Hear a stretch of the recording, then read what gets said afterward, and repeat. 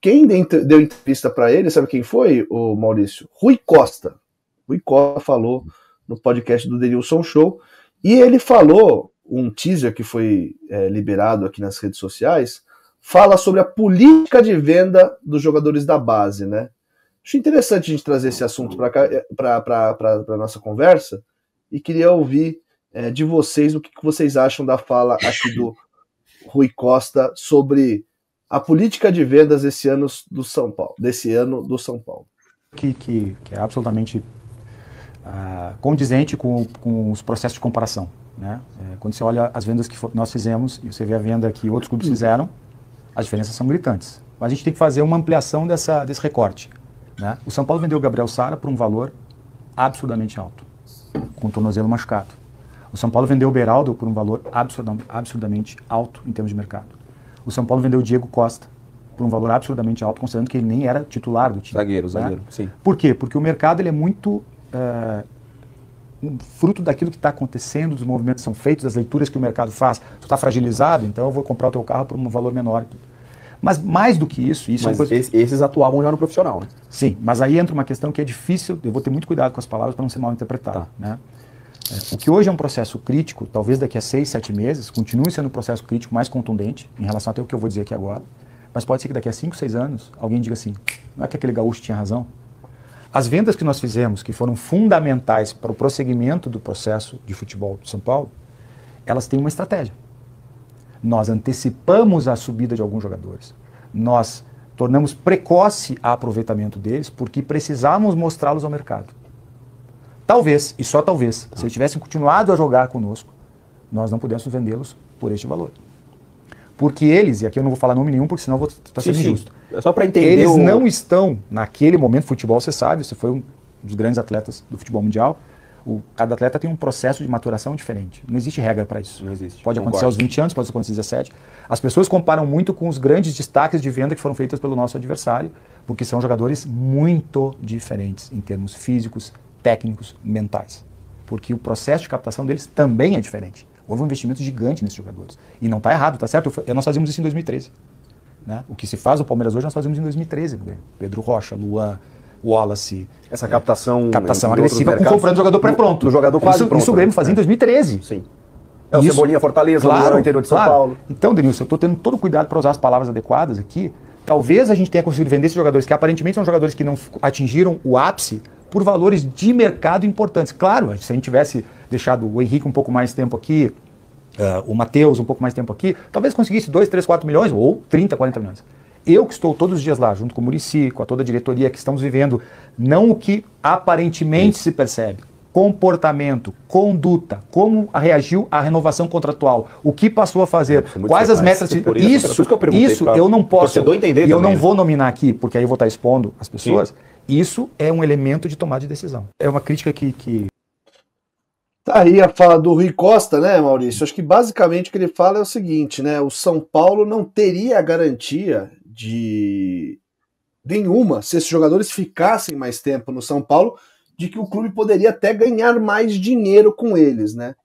Talvez o que ele esteja querendo dizer é que o clube vendeu, obviamente, porque tem pressa, mas também porque não viu um potencial de ganho futuro muito superior a esse valor que foi obtido com o Henrique do Carmo, com o próprio Lucas Ferreira e eu acho que o Matheus Alves também, né, que foram jogadores vendidos agora. Para mim, as entrelinhas são o seguinte, esses caras não são tão promissores quanto parecem, ou quanto vocês pensam, ou pensaram. Ele está desqualificando os jogadores. Né? É isso que está falando.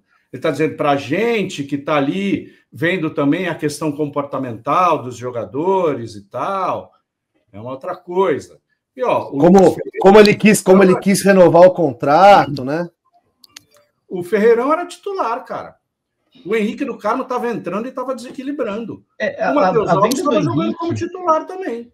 A venda do Henrique desses três é talvez a que soa mais inexplicável pelo momento em que ela aconteceu, porque o Lucas e o Matheus, embora principalmente o Lucas estivesse sendo titular, ele ele não vivia um bom momento naquele instante. Ele não estava se destacando Lucas tanto quanto Ferreira, ele estava sim. no começo. Como Agora, o dia. Henrique ainda não tinha tido grandes chances, e as poucas chances que ele tinha tido recentemente, no momento que foi feita a venda, ele tinha ido muito bem, com poucos minutos, tudo, e ele mesmo assim estava conseguindo se destacar. Aí, de repente, puf, foi vendido. Isso foi inexplicável. Isso foi realmente inexplicável. É óbvio que a gente nunca vai saber o meandro de uma negociação completo. Se não tinha nenhum clube que pudesse oferecer uma proposta melhor, se o jogador tinha algum problema pessoal que melhor vender ele agora do que esperar um pouco. Tudo isso são fatores que a gente não consegue saber. O problema é que, quando a gente faz a comparação com as vendas de outros clubes, e não falo só do Palmeiras, não. Aí você também não tem essas informações, mas você vê que até o Corinthians, que está numa situação pior que a nossa, fez vendas melhores do que as nossas. O São Paulo está com o Pires na mão? Sim, está com o Pires na mão. Teve venda aí que foi feita basicamente para o São Paulo poder não atrasar salário a mais do que gostaria. Mas aí é que entra de novo um mínimo de transparência, para você saber a condição e tudo mais. Talvez o presidente, talvez não seja razoável esperar que o presidente venha, seja ele quem for, e diga, estamos vendendo isso aqui porque precisamos pagar os salários e porque esse jogador não vai dar em nada e não sei o quê. Talvez esse nível de transparência não seja razoável esperar, mas um pouquinho de coisa de bastidor passado, que seja em off para a imprensa, já que especialmente essa diretoria gosta de passar as coisas em off, aí acho que a gente precisa ter um pouquinho mais de dados para a gente poder até entender a situação que eles gostariam que a gente entendesse. Só que sem dado, desculpa, a gente vai simplesmente comparar com os rivais comparando exatamente as mesmas coisas. Vamos lá, os garotos, né? Desde o William Gomes, vai. O William Gomes desmente um pouco essa, digamos, essa teoria, entre aspas, do Rui Costa, porque ele está arrebentando lá no Porto, está se valorizando, ou seja, é um jogador que talvez, se ficasse por aqui, valeria mais do que os tais 8 milhões, acho que foi 8 milhões de euros, né, que São Paulo conseguiu. Não lembro o valor, 8, 9, não lembro. William Gomes, Henrique do Carmo, Ferreirão, e qual que é o outro? Matheus Alves, né? Estamos falando dos 4. Sim. Tá? E ele fala ali, ele diz, olha, talvez daqui a alguns anos, você olhe para aquele gaúcho... 9 milhões de euros. O negócio não foi tão ruim. Ou seja, ele está dizendo que esses caras não vão estourar, né? É a previsão dele, né? É o que ele acha. Daqui a alguns anos, você vai ver que esses caras não viraram nada e vão dizer que, até que aquelas transferências não foram tão ruins assim. Eu achei, olha, e ele fala, vou ter muito cuidado aqui com as palavras e tal, mas eu acho que ele não teve cuidado nenhum. Para mim ficou claro isso. Uma maneira de explicar essas vendas. Seria muito melhor ele dizer o seguinte, São Paulo precisa de dinheiro, senão não vai dar superávit. São Paulo precisava vender, não tem força para negociar, o mercado sabe disso, então nós colocamos lá um mínimo e esse mínimo foi atingido e vendemos. Gostaríamos de ficar mais com esses jogadores, ver esses jogadores amadurecerem, né, aqui, dar retorno esportivo, mas infelizmente não podemos. E ainda vai contra o discurso de campanha do Júlio, de que o Júlio citava várias vezes, porque o David Neres fez só 8 jogos no profissional e tudo mais. Quantos jogos fez o Henrique Carmo? Quantos jogos fez o Matheus Alves? Até fez um pouco mais do que 8, mas também não foi muito a mais. E a falta que faz um canhoto pela direita agora? O São Paulo só tem o Ferreirinha. O São Paulo não consegue completar o banco. Exato. O Luca é promissor ainda, né? Mas o São Paulo perdeu o Ferreirão e o Henrique do Carmo. O Ferreirão foi titular em muitas partidas. Assim como o Matheus Alves também foi titular, né? E eu achei... Olha, e outra coisa, o Beraldo, o Diego Alves e o Sara não foram vendidos por valores absurdamente altos. Foram vendidos por bons valores. Agora, absurdamente altos, não. Não absurdamente alto é o Vitor Reis, é o Estevão.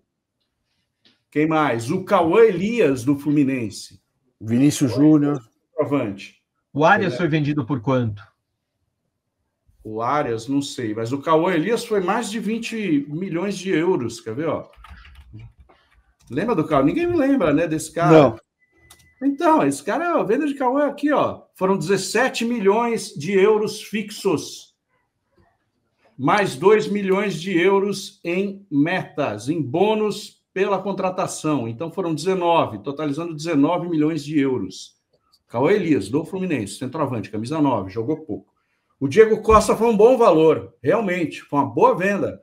Quase 8 milhões de euros por um zagueiro, já que 25 anos, acho, 24. Já com idade mais alta, já não era titular.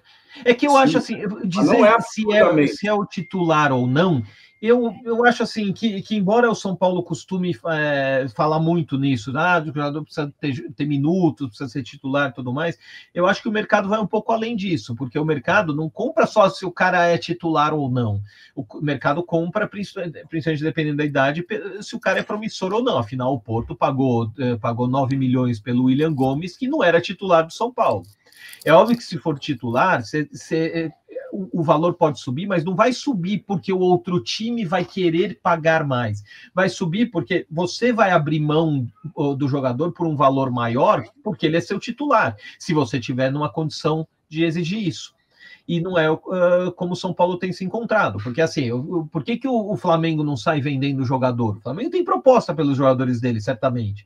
Só que porque os caras chegam lá e falam, eu quero comprar esse jogador aqui por 20 milhões. Não, por 20 milhões eu não vendo. Se você quiser, você paga 30 e beleza, eu vendo. É assim que funciona. Só que o São Paulo chega lá, tem aqui 6 milhões para dar no Henrique Carmo aí que você não coloca nunca para jogar. Você topa? Eu topo.